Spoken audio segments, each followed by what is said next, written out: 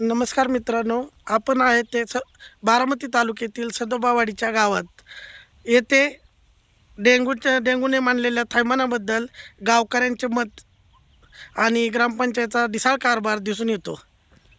आपल्याबरोबर बातचीत करत आहेत सदोबावाडीचे माजी सरपंच विलासभाऊ होळकर यांच्याशी.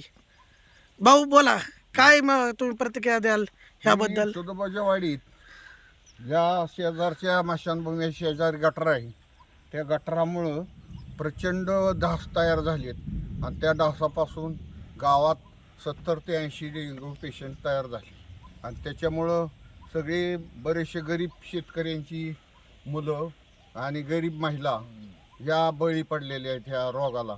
आणि त्या डेंग्यूमुळं कुटुंबातील बायकांनी स्वतःचे 30-40 हजार रुपये डाग घाण ठेवून हॉस्पिटलमध्ये उपचार केलेले आहेत. अजूनसुद्धा आमचा धोका टळलेला नाही. हा धोका आणखीन वाढण्याची खूप शक्यता आहे. ग्रामपंचायत आणि ग्रामपंचायतचे कार्यकारी सदस्य याकडे दुर्लक्ष करत आहेत आणि निवडणुकीच्या कामातच व्यस्त आहेत. तरी माझी कृपया नम्रतेची विनंती आहे की या ग्रामपंचायत सदस्यांना आरोग्य अधिकाऱ्यांनी तातडीने या ठिकाणी व्यवस्था करावी, अन्यथा आम्हाला सर्वांना उपोषणाचा मार्ग पकडावा लागेल. तेवढाच मार्ग आता आमच्या पुढे शिल्लक आहे. बोला. आपल्याशी ज्येष्ठ नागरिक बोलत आहेत. बोला. आज या ठिकाणी जे कचरा वगैरे पडतो ते जे सडल्या जातो आणि ती सडून तिथं डासाच्या काय अंडी घालतात, डासाची ही तयार होते आणि त्यामुळं काय होतंय की त्यामुळं अशा गोष्टी तयार होतात की त्यामुळं आमच्या गावामध्ये आता सरपंचाने सांगितलं 50 लोक तरी काय 70 लोक आजारी आहेत. आज त्यांची परिस्थिती अशी आहे की मजूर लोक आहेत, त्या मजुरांना काय खाण्यासाठी कामाला जावं लागतं. आज घरचे त्यांची काही लोक उपाशी आहेत. मजूर असल्यामुळं जर नाही कामाला गेलं तर करणार काय? आणि नेमकं बाया माणसं आहे ती महिलाच आजारी आहेत आणि त्या महिला आजारी असल्यामुळं घरी स्वयंपाक करण्याचं सुद्धा त्यांचं फार हाल होतात. तरी कृपया काय करावं की ह्या सगळ्यांनी औषध आणून फवारण्या कराव्या चौकट, शिवाय हा कचरा टाकू नये म्हणून बी सांगावं. काहीतरी पर्यायी उपाय केला तरच आज या ठिकाणी चांगल्या गोष्टी तयार होतील आणि लोक बरे होतील.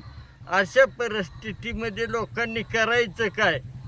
आज जर ही सगळी कमिटीची लोक किंवा हे सदोबाच्या वाडीत जी निवडून गेलेले लोक आहेत ह्यांनी नुसतं पाहायचं इथनं यायचं काय आणि आमकं मतदानाचं ह्याचंच काढायचं. हवं इथं माणसं मतदानाला जिवंत राहिली पाहिजेत ना.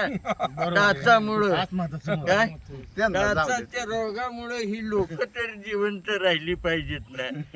आज ही परिस्थिती इथं आपल्यात निर्माण झाली आहे काय. आणि ह्या परिस्थितीला तोंड देण्यासाठी काय आपल्या जी तुमचं सरकारी दवाखाना आहे काय त्यांनी बी इकडे लक्ष देऊन काय सरकारी दवाखान्यातली लोक लक्ष देऊन त्यांनी फेऱ्या टाकल्या पाहिजेत.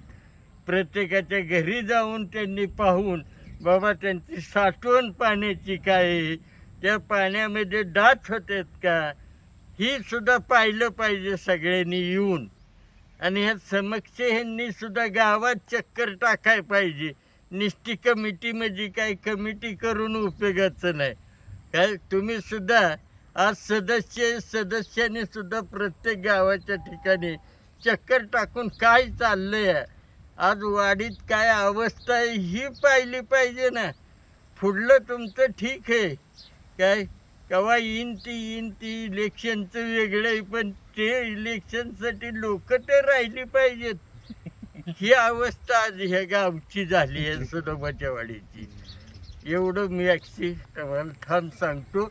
आणि कृपया एवढं तुम्ही करा की ही साधनं आम्हाला द्या आणि प्रत्येकाने तिथं फिरा आणि पहा ती परिस्थिती, सत्य परिस्थिती पाहून सरपंच तुम्ही ही उपसरपंच सरपंचाने उपसरपंच किंवा उपसरपंच त्यांचं main किंवा त्यांचे सदस्य यांनी सुद्धा गावात चक्कर टाकली पाहिजे. बाहेर रस्त्याने फिरण्यापेक्षा नुसत्या बाहेर फिरण्यापेक्षा आत आपल्या गावात काय चाललंय, कारण गावासाठी ग्रामपंचायत असते, बाहेरच्या गोष्टीसाठी ग्रामपंचायत नसती, असं आलंय. त्यामुळं 2 कोटीचं हे रस्ता सगळं चालू आहे काम, गेली मुदत संपून गेली त्याची. अजिबात रस्त्याच्या कामाकडे दुर्लक्ष आहे. रस्त्याने डबल गाडी बसत नाही, जाता येत नाही. आमच्या जीवनाचा प्रश्न आहे, हा रस्ता ताबडतोब व्हावा. आणि आज जी त्यांचं पाणीपट्टी हनुमान पाणी पुरवठा म्हणून एक योजना काढली का, ही तर शेतकऱ्याला सुद्धा माहित नाही काय काढली ती. बरं, आज मी त्याचं पैसे कापायचे, पहिल्यापासून 1700 पाहतोय, रुपये त्याचे 8 कापले. माय 12 माय अशी एक अवस्था असते. पहिले 8 मायची आम्ही फॉर्म भरायचो आणि त्यावर न कपात व्हायची. हर्षद भाऊ 1-2 मिनिटं तुम्ही बोला. हा. मागे सर. नमस्कार, माझं नाव हर्षद होळकर. मी ह्या गावचा नागरिक आहे. माझं क्वालिफिकेशन सांगतो. मी इथं इंजिनियर, कम्प्युटर इंजिनियर आहे. मी एका कंपनीत चांगल्या ठिकाणी जॉब करतो. आता माझी परिस्थिती सांगतो. ह्या गावाला आम्ही वारंवार अर्ज दिला. ह्या आरोग्याचं किती महत्त्व असतं किंवा आरोग्याने किती त्रास होतो. आम्ही 2.5 वर्ष झालं ह्या गोष्टीचा पाठपुरवठा करतोय. आम्ही वारंवार डॉक्युमेंट अर्ज केला, ग्रामपंचायतला केला, वरती केला आणि वारंवार सगळ्यांना सांगतो. सरपंच, उपसरपंच बॉडी किंवा आपले ग्रामसेवक यांच्याकडे वारंवार तक्रार केली. ह्या तक्रारीकडे ते अतिशय दुर्लक्ष करतात ते. आणि दुसरी गोष्ट, त्यांचा हा हलगर्जीपणामुळे हा बळवलेला आजार आहे. माझा तर पूर्ण त्यांना आरोप आहे. कारण काय झालं आहे, मी बघतोय रोज एक पेशंट सापडतोय गावात. पेशंट सापडतोय तर आपण ॲज अ सरपंच किंवा उपसरपंच किंवा सदस्य कोणीतरी आपल्या गावात फिरलं पाहिजे. पेशंट आम्ही फिरलो, आम्ही स्वतःहून काळजी घेतली, किवीची फळं वाटली तर म्हणतात करोनात कुठं गेलो होतो. तुम्ही करोनात बघायला आलता का आम्ही कोणाला मदत केली होती का? तो विषय इथं नाही आहे. आम्ही वाटली, तुम्ही वाटायला पाहिजे होती, ते आम्ही करतोय. आणि हे जर त्यांनी केलं नाही आणि जर गावातला डेंगू हा जर पळवून नाही लावला तर आम्ही सगळेजण मिळून, जसं भाऊ म्हणलेत आमचे, की आम्ही उपोषणाला बसण्याशिवाय आमच्याकडे पर्याय राहणार नाही. अगदीच काय झालं तर आम्हाला शेवटी आत्मदहन करावं लागेल जर शासनाचं इथं आमच्या गावाकडे असं दुर्लक्ष झालं तर. कारण आमचे पेशंटची रोज 2-2, 3-3 आणि वाढतच चाललेली संख्या आहे. आणि कदाचित ही एपिडेमिक होऊ नये ह्याची आम्ही खबरदारी घ्यावी म्हणून आम्ही वारंवार सगळ्यांकडे तक्रार करतोय. सगळ्या म्हणजे जी यंत्रणा आहे, आम्हाला जेवढं अवगत आहे, जेवढं आमच्या नॉलेजमध्ये आहे, आम्ही त्या सगळ्या यंत्रणेला प्रयत्न करतो की त्यांनी इथं येऊन कमीत कमी आमची दखल घ्यावी. कारण काय झालंय, इलेक्शनचा पिरियड आहे, सगळेजण इलेक्शनच्या ह्याच्यात व्यस्त आहेत. पण ते महत्त्वाचं लक्ष देत नाही. प्रत्येक पेशंटला भेटलं पाहिजे. सरपंच, उपसरपंच आजपर्यंत गावात आलेले नाहीत. ते अजिबात कोणाची खबरदारी घेत नाही. ग्रामसेवकांचं ह्याच्याबद्दल त्यांचं काय ते म्हणतात आम्हाला इलेक्शन ड्युटी, आम्हाला काय संबंधच नाही आहे गावाशी. असं कसं चालेल? गाव वाऱ्यावर सोडून चालणार नाही. तर माझी कळकळीची विनंती आहे, ह्यात राजकारण अजिबात आणत नाही आहे. कारण खरं सांगतो, 40 आता 45 पेशंट झालेत. आता तरी तुम्ही जागा व्हा आणि काहीतरी आम्हाला मदत करा आणि काहीतरी ह्याच्यावर तोडगा काढा. धन्यवाद. ग्रामपंचायतची सगळे कारभारी निवडणुकीच्या जोमात आणि गाव कोमात, बरोबर. एवढंच मी सांगू शकतो. आणि ही गाव कोमातनं जर नाही बाहेर काढलं लवकर तर आम्हाला इलाज भाव म्हणल्याप्रमाणे उपोषणाला बसावंच लागणार आहे. काय पर्याय? त्याशिवाय ती दखल घेणार नाही. आणि मतदानावर बहिष्कार. मग शेवटी मतदानावर बहिष्कार टाकून काय इलाज नाही. मतदान करायला लोक येणार नाहीत. जे घरात डेंगू झालाय ती लोक मतदान करायला येणार नाहीत. आपण सगळेच नाही, आपण ज्यांनी सपोर्ट करतो आणि सपोर्ट करणारे बी लोक मतदानाला येणार नाहीत नाही ही मी खात्री देतो. बस, नमस्कार. ग्रामपंचायतची सगळे कारभारी निवडणुकीच्या जोमात आणि गाव कोमात, बरोबर. एवढंच मी सांगू शकतो. आणि ही गाव कोमातनं जर नाही बाहेर काढलं लवकर तर आम्हाला इलाज भाव म्हणल्याप्रमाणे उपोषणाला बसावंच लागणार आहे. काय पर्याय? त्याशिवाय ती दखल घेणार नाही. आणि मतदानावर बहिष्कार. मग शेवटी मतदानावर बहिष्कार टाकून काय इलाज नाही. मतदान करायला लोक येणार नाहीत. जे घरात डेंगू झालाय ती लोक मतदान करायला येणार नाहीत. आपण सगळेच नाही, आपण ज्यांनी सपोर्ट करतो आणि सपोर्ट करणारे बी लोक मतदानाला येणार नाहीत नाही ही मी खात्री देतो. बस, नमस्कार. माझे नाव संग्राम अरुण होळकर. मी सदोबाजीवाडीतीलच ग्रामस्थ आहे. मला स्वतःला देखील या ठिकाणी डेंग्यूचा आजार झालेला होता. आमच्या कुटुंबात जवळजवळ 3 जणांना डेंग्यूचा आजार झाला. प्रत्येकाचे नाही म्हणले तर आमचे 20-20 हजार गेले, असे 60,000 रुपये गेलेले. हा डेंग्यूचा आजार या ठिकाणी कदाचित झाला बी नसता, परंतु ग्रामपंचायतीचा हलगर्जीपणा यामध्ये दिसून आला. गेले 2.5-3 वर्ष मी असेल, हर्षदादा असेल, विलास भाऊ असतील, आम्ही म्हणत होतो की पाईपलाईन आधी खाली जाऊन द्या, खाली तुम्ही सोडा. आज 3-4 घरासाठी 19 लाखाची पाईपलाईन, ड्रेनेज पाईपलाईन या ठिकाणी झालेली. ती जर 19 लाखाची पाईपलाईन जर खाली झाली असती तर कदाचित येथील पाणी खाली गेलं असतं चारीपर्यंत.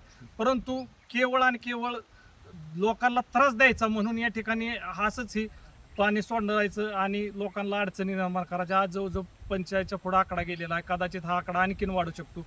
प्रत्येक कुटुंबाचं 20 ते 30,000 रुपये या ठिकाणी चाललेले आहेत. काय यांची अशी परिस्थिती झाली की डाग ठेवून एकाच कुटुंबातली आई आजारी, मुलं आजारी, काय करणार त्या लोकांनी? आज मोलमजुरी ते कुटुंब करतात.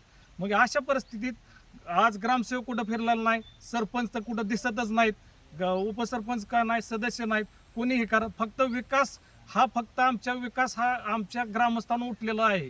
म्हणजे विकास काम म्हणायचे आणि लोकांना त्रास वाढवलेला आहे.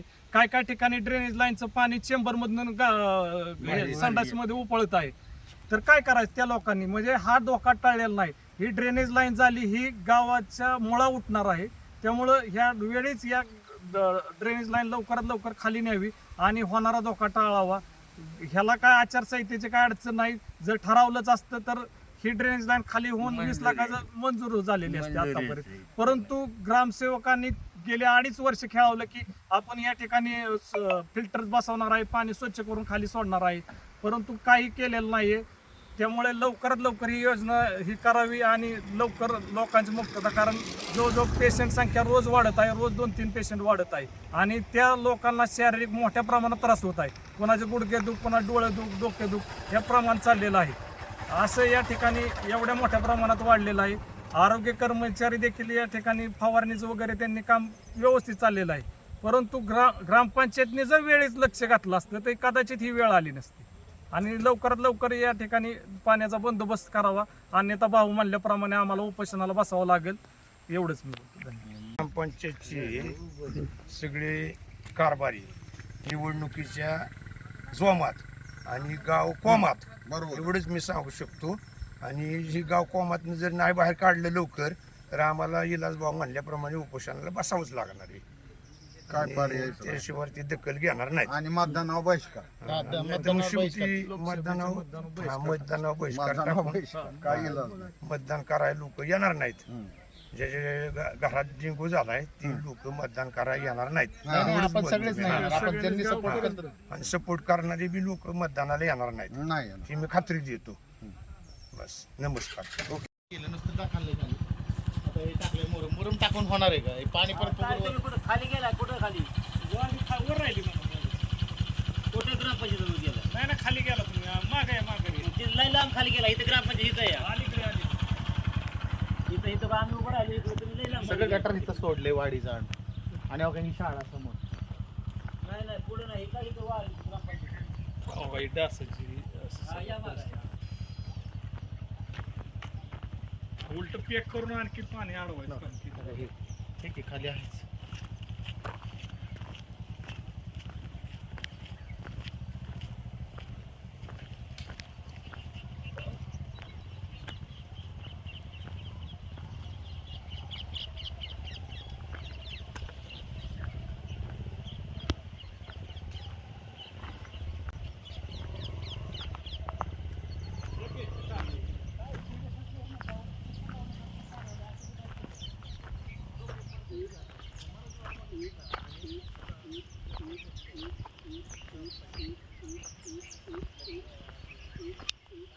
कुठं